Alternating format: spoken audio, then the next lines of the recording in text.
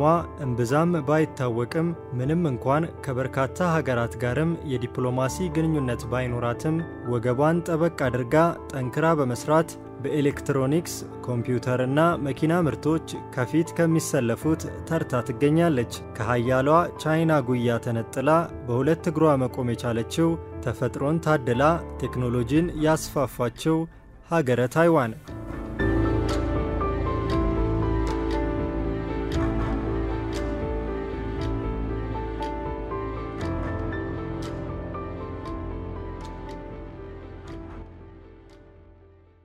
በዛሬው የቅኝት መሰናዷችን በፖለቲካው የሀያላኖቹ ጎራ የውዝግብ ርዕስ ወደ ሆነችውና በሻይ ቅጠል ምርት ስሟን የገነባችውን ታይዋንን የምንቃኝ ይሆናል። እስከ ፕሮግራማችን ፍጻሜ ቪዲዮአችንን ላይክ፣ ሼር እና ሰብስክራይብ በማድረግ አብራችሁን ቆዩ። ይህች ሀገር በምስራቅ ኤሽያ በደቡብና ምስራቅ ቻይና ባህር መካከል ያረፈች ሲሆን በሰሜን ምዕራብ ከቻይና፣ በሰሜን ምስራቅ ከጃፓን እንዲሁም በደቡብ ከፊሊፒንስ ጋር ትዋሰናለች። ታይዋን 24 ሚሊዮን ዜጎችንም በ35808 ስኩዌር ኪሎ ሜትር ላይ ታኖራለች። ሀገሪቱ በቀደመው ጊዜ በተለያዩ ቀኝ ገዢዎች እጅ ወድቃ እንደነበርም ታሪክ ያስረዳል። በቅድሚያ ፖርቹጋሎች የገዙ ሲሆን ፍሮምሳ የሚል ስያሜም አውጥተውላት ነበር። ትርጉሙም ውብ ወይም የሚያምር ማለት ነው። በመቀጠል ደቾች፣ የቻይናው ቂንግ ዳይናስቲና ጃፓን ተፈራርቀውባታል። በብዙዎች አእምሮ ጥያቄን የሚፈጥረው እውን ይህች ሀገር ራሷን ችላ ነው የቆመችው የሚለው ነው። በቀደመው ጊዜ የቻይና ግዛት የነበረችው ታይዋን ከቻይና ጋር የተለያዩት በሁለተኛው የዓለም ጦርነት ወቅት ሲሆን በጊዜው ቻይና ራሷን በአንድነት መንግስትና በኮሙኒስት ፓርቲ መካከል ለሁለት ተከፍላ ጦርነት ላይ ነበረች። በጎርጎሮሲያኑ 1949 ኮሙኒስት ፓርቲ ድል ሲቀናጅ የወቅቱ መሪ ማኦ ዜዱንግ ቤጂንግን መቆጣጠር ቻሉ። ይህ በእንዲህ እንዳለ ሽንፈትን ያስተናገዱት የብሔራዊ ፓርቲ ደጋፊዎችና መሪዎችም ወደ ታይዋን ሸሽተው ገቡ። የፓርቲው መሪ ቻንግ ካይሼክም ቢሆኑ ታይዋንን መደበቂያቸው አደረጓት። ትንሽ ቆይተውም ኩሚንታንግ የተባለ ፓርቲ እዚያው ታይዋን ውስጥ መሰረቱ። ከዚያ ጊዜ ጀምሮ ታዲያ ይህ ፓርቲ ወሳኝ የሚባል የፖለቲካ ክንፍ ሆኖ ቆይቷል።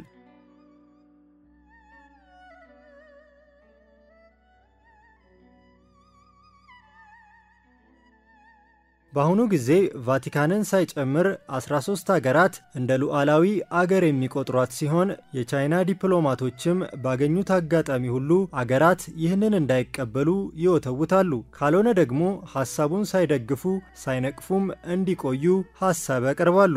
ቻይና ከታይዋን ጋር ዳግም የመዋሃድ ውጥኗ በተቻለ መጠን ወታደራዊ ባልሆነ መንገድ ለማሳካትና በተለይ ደግሞ ኢኮኖሚያዊ ትስስር በመፍጠር ነገሮችን ለማሳለጥ ስትሞክር ቆይታለች።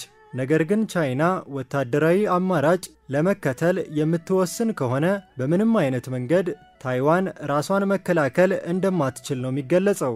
ቻይና ከአሜሪካ በመቀጠል ትልቁን ወታደራዊ በጀት የምትበጅት አገር ስትሆን በተለያዩ ወታደራዊ መስኮችም አስገራሚ የሚባሉ ቴክኖሎጂዎችን ትጠቀማለች። ከባህር ኃይል እስከ ሚሳኤል እንዲሁም ከአየር ኃይል እስከ ሳይበር ጥቃቶች ድረስ በሁሉም ዘርፎች አስፈላጊውን ውጤታማ ስራዎች መከወን ችላለች። ከወታደራዊ አቅም አንጻር ታይዋን ከቻይና ጋር የማትነጻጸር ባትሆንም ቻይና አንዳች አይነት እርምጃ በታይዋን ላይ ብትወስድ አሜሪካና አጋሮቿ እንዲሁ በዝምታ የሚያልፉት አይሆንም። በቻይናና በታይዋን መካከል ያለው ፍጥጫ ለረጅም ጊዜ የቆየ ሲሆን በዚህ ሁሉ ፍጥጫ ውስጥ የሚነሳው ዋነኛው ጉዳይ ቻይና ታይዋንን ወደ ግዛቷ ጠቅልሎ የማስገባት ፍላጎት ነው።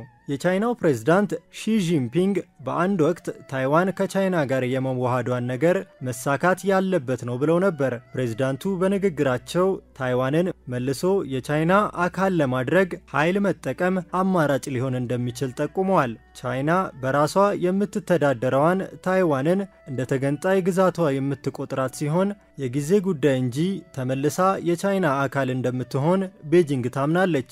ታይዋን በሌላ በኩል ራሷን እንደ ሉዓላዊ አገር ነው የምትቆጥረው። የራሷ የሆነ ሕገ መንግሥት ያላት ሲሆን በዲሞክራሲያዊ መንገድ የተመረጠ መንግሥትም አላት። በአካባቢው ከሚገኙና አሜሪካ ጥብቅ ወዳጆች መካከል የመጀመሪያ ተርታ ላይ የምትሰለፈው ከፍተኛ የሆነ አካባቢያዊ ጠቀሜታ እንዳላት ይታመናል።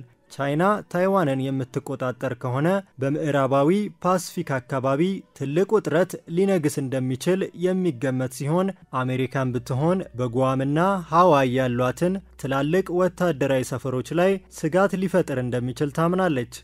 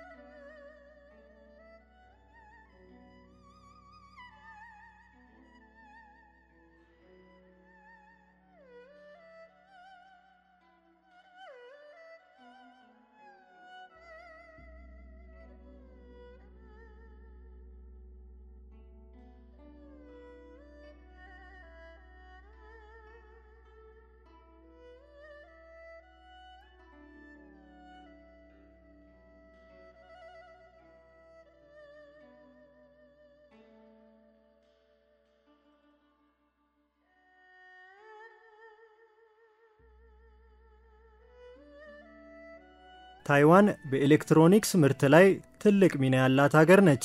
ከስልኮች እስከ ላፕቶፖች፣ ከእጅ ሰዓት እስከ ጌሞች ድረስ ሁሉም ኤሌክትሮኒክሶች የሚጠቀሙባቸው ዋና ዋና የውስጥ አካላት በብዛት የሚመረቱት ታይዋን ውስጥ ነው።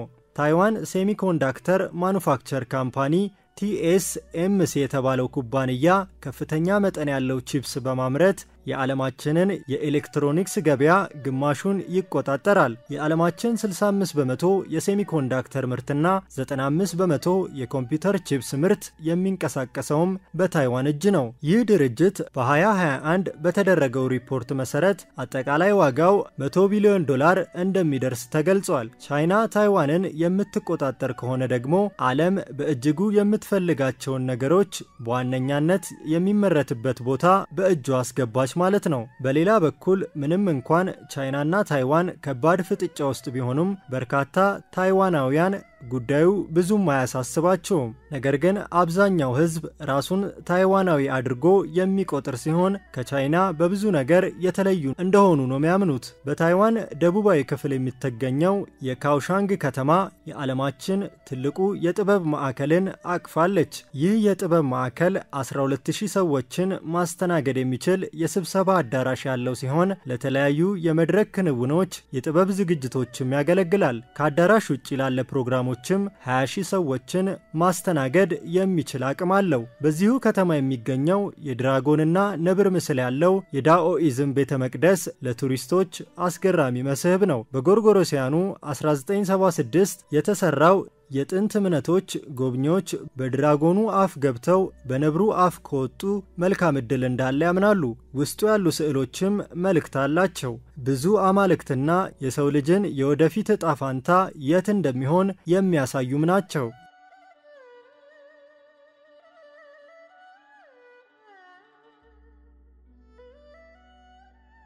ይህች ሀገር በተለይም በሻይ ምርት ትታወቃለች። የተለያዩ አይነት የሻይ አይነቶችም አሏት። አረንጓዴ፣ ጥቁር፣ ነጭ እየተባለ ይለያያል። በተጨማሪም ባብል ሻይ የሚባለው እጅግ ተወዳጅ ነው። የሚሰራውም ከወተት ሻይና ፍራፍሬ ነው። እጅግ አስገራሚው ነገር በታይዋን የሚደረገው የላንተርን ፌስቲቫል ነው። ታይዋኖች ይህን ሰዎች በሕይወት ዘመናቸው አንዴ እንኳን ማድረግ አለባቸው ብለው ያምናሉ። ሰዎች መልካም ምኞታቸውን ጽፈው ከስር እሳት ለኩሰው ወደ ሰማዩ ይለቁታል። ምሽት ላይ ደግሞ ሁሉም በጋራ በመሆን የደመቀ ጨረቃና የጠራ ነፋስ እንዲሆን ትልቁን ላንተርን በሕዝቡ ፊት ይለቃሉ። ከዛ እሱን ተከትሎ ሰዎችም ያላቸውን ይለቃሉ። በምሽት ተሰብስቦ ቤተሰቡ ምስጋናም ያደርጋል። በታይዋን ዋና ከተማ ታይፔ የምሽት ገበያዎች እጅግ የደመቁ ናቸው። ምግብ፣ መጠጥና ጨዋታዎች ይታዩበታል። ፈጣን የሆኑ ምግቦች በጎዳና ላይ መመልከት የተለመደ ነው። 340 ምግቦችና 140 ስቶሮችም አሉ። በዋና ከተማዋ ታይፔ የሚገኘው ሺሂሊን ገበያ ደግሞ ለዚህ ተጠቃሽ ነው። በተለይ የሀገሬው ነዋሪም ሆነ እንግዳ ሆኖ ወደ ሀገሪቱ የሚመጣ ወዶት የሚመገበው ስቲንኪ ቶፉ ከጥቅል ጎመንና ነጭ ሽንኩርት የሚሰራ ሲሆን ለወርና ለሳምንታት ሊቆይ የሚችል የቅመምና የጨው ውጤት ነው። ማርሻል አርት በድንቅ አቀራረብ ልዩ በሆነ ሁኔታ ታይዋኖች ከህይወታቸው ጋር አዋህደውታል። ታይዋን እጅግ አስገራሚ መልክዓ ምድር ያላት የተለያዩ እንስሳትና ብዝሃ ህይወቶች መገኛ ጭምር ናት። ፏፏቴዎች፣ ሐይቆችና ደኖች አሏት። 60 በመቶ ክፍሏ በደን የተሸፈነው ይህች ሀገር ከ200 በላይ ተራራዎችን በጉያዋ ሸሽጋለች። ታይዋን ይህ ብቻ ሳይሆን ብሔራዊ የቤተ መንግስት ሙዚየም 700,000 ስብስቦች አሏት። የቀደሙ የቻይና የሥነ ጥበብ ዕቃዎች ቅርሳቅርሶችን የያዘ 8,000 ዓመት ታሪክ ያለውም ነው። ቅርሶቹ በቻይና የእርስ በርስ ጦርነት የኮበለሉ ስለመሆናቸውም ይነገራል። በታይዋን ትልቁ ህንፃ ታይፔ 101 የሚባል ሲሆን 508 ሜትር ከፍታ አለው። ይህም በዓለማችን 5ኛው ትልቁ ህንፃ እንዲሆን አድርጎታል። የአሁኑ ቀዳሚው ህንፃ ቡርጅ ከሊፋ ከመሰራቱ በፊት በጎርጎሮሲያኑ ከ2004 እስከ 2010 ከፍተኛው እሱ ነበር። በዚህ ሀገር ያለው ጆኦፋን የጥንት ከተማ ቤቶቹ አስገራሚ ናቸው። ስዕላዊ እይታም አላቸው። በጎርጎሮሲያኑ 1890 በቦታው ወርቅ መገኘቱ እንድታድግ ቢያደርግም ከሁለተኛው የዓለም ጦርነት በኋላ የማዕድን ስራ በመቀነሱ እድገቷ ሊቀጭጭ ችሏል። ከተማዋ በተራራና በቤተ መቅደሶችም የተከበበች ናት። ታይዋኖች ዕቃ ከገዙ በኋላ ደረሰኙን አይጥሉትም። ምክንያቱም በየ2 ወር ሎተሪ አለ። ብዙ የደረሰኝ ቁጥር ተሰብስቦ የሎተሪ ውጤት ጋር ከተመሳሰለ ሽልማት አሸናፊ ይሆናሉ። ብዙ ደረሰኝ ቁጥሮች ከሎተሪው ውጤት ጋር ሲዛመዱ ብዙ ሽልማቶችን ማሸነፍም ያስችሎታል። ታዲያ ትልቁ ሽልማት 10 ሚሊዮን የታይዋን ዶላር ነው። ታይዋን ንጹህ ሀገር ናት። እያንዳንዱ ግለሰብ የራሱ ቆሻሻ መጣያ አለው። እናም በሚዞረው መኪና ላይ ሰዎች ቆሻሻውን ሰብስበው ይጥላሉ። የሚገርመው ግን የቆሻሻው መኪና በሙዚቃ ታጅቦ ነው ሊሰበስብ ወደ ዜጎቹ የሚመጣው። በሀገሪቱ የአየሩ ጸባይ ተለዋዋጭ ነው። አንዴ ሞቅ ይልና ሌላ ጊዜ ደግሞ ቀዝቀዝ ይላል። ታዲያ ዜጎች ከቤት ሲወጡ የአየር ትንበያውን አይተው ነው ወደ የፊናቸው የሚሰማሩት።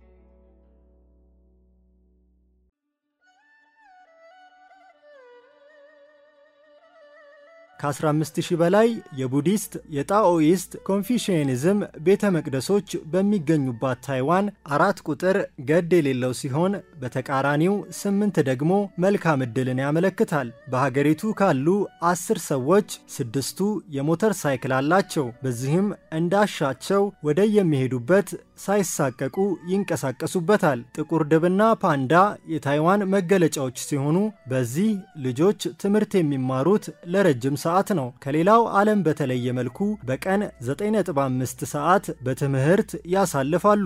ይህም የማጠናከሪያ ትምህርትና ሌሎችንም ሳይጨምር ነው። እንዲህም አለ ወይ የሚያስብለው የመጀመሪያው የድመት ካፌ በታይዋን መኖሩ ነው። በጎርጎሮሲያኑ 1998 የተጀመረው ይህ ካፌ በሀገሪቱ ወደ 100 የሚደርሱ እንዳሉ ነው የሚነገረው። አንዳንድ የድመት ካፌ ከ12 ዓመት በታች ያሉ ህፃናት እንዳይገቡ ይከለከላል። ታዲያ ወደ ድመት ኢንተርኔት ካፌ ለመግባት በትንሹ እስከ $10 ይዘው መገኘት ይኖርቦታል። በሀገሪቱ እንደ ጎርጎሮሲያኑ አቆጣጠር እስከ 2001 32 በመቶ ሽፋን የነበረው ግብርና አሁን ላይ ወደ 2 በመቶ ዝቅ ብሏል። በ2022 $479 ቢሊዮን ከንግድ ልውውጥ ታይዋን ማግኘት ችላለች። የዚች ሀገር ዋነኛ የንግድ አጋሮቿም አሜሪካ፣ ጃፓን እና ቻይና ስለመሆናቸው ይነገራል። በቻይና 240 ሺህ በላይ የታይዋን ዜጎች የሚሰሩ ሲሆን በጎርጎሮሲያኑ ከ1991 እስከ 2022 ብቻ የታይዋን ካምፓኒዎች